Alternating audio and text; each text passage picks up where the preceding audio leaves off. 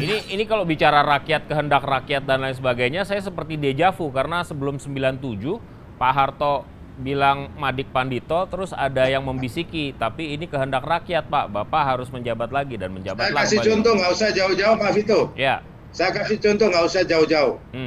Kita dulu pernah punya presiden, tidak sampai 1 periode. Gus Dur. Itu juga dilakukan oleh MPR. Ya. Dalam tempo yang cepat dan secepat-cepatnya. Kalau itu mau pakai ukuran apa kalau bukan politik? Ini MPR lembaga politik. Nah, saya hanya ingin mengatakan itu. Ketika kita punya presiden diturunkan di tengah jalan juga nggak ada yang teriak.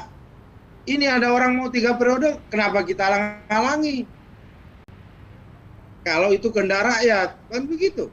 Nah, makanya masalahnya tuh isunya tuh soal kehendak rakyat, mengukur kehendak rakyat itu gimana caranya? Apakah kita harus bikin proses, Pak Vito? Pasti ada proses. Nggak ada lah kehendak rakyat. Ini kan nggak mungkin bisa diselesaikan dalam 1 jam. Wacana ini muncul, Pak Presiden juga nolak kan?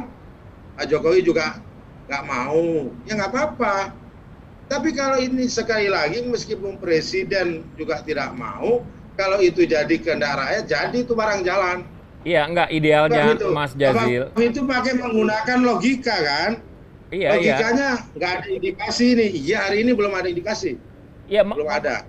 Sekali lagi mengukur kehendak rakyat itu bagaimana caranya? Apakah cukup diwakili? Jadi keterwakilan rakyat di DPR atau sekaligus MPR yang mengatakan fraksi ini membawa kehendak rakyat kami, atau bagaimana? Apakah harus kita referendum atau bagaimana?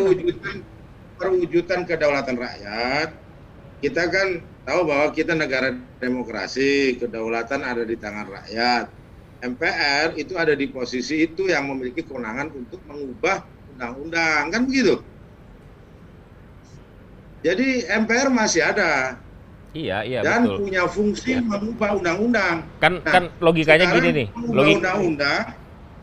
Ya siapa tahu besok atau minggu depan tiba-tiba ada yang mengusulkan, kan kita nggak tahu. Ya, makanya logikanya kan begini.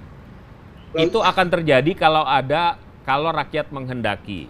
Nah, mengukur kehendak rakyat, apakah pakai sistem keterwakilan saja?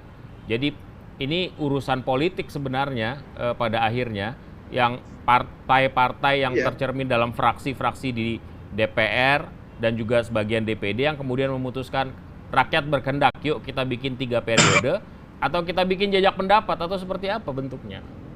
Ya, apapun caranya. Tetapi kalau kita menggunakan pasal 37, menggunakan amandemen harus ada yang usulkan. Nah ini kan juga nggak ada lembaga survei juga, belum ada. Makanya ini juga belum ada takaran mana yang dipilih oleh rakyat seandainya dilakukan survei.